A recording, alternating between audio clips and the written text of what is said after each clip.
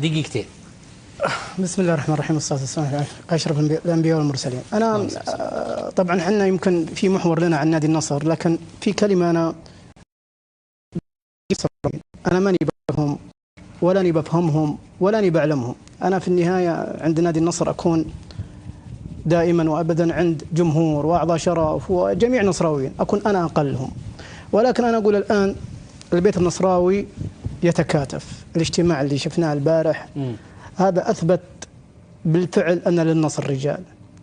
الجمهور النصراوي الآن تكاتفوا مع رجالات النصر المخلصة. من يحاول يشق صفوف النصر أوقفوا عند حده، ولكن بالأدب. ليش؟ كيف توقفون عند حده؟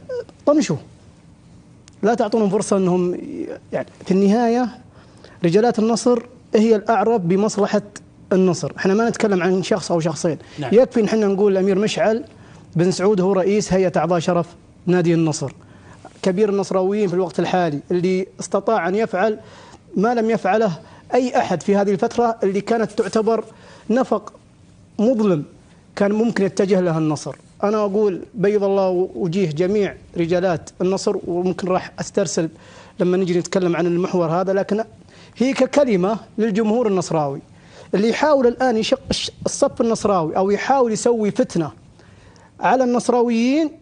طنشوا، احقروه. الآن تبين المعادن.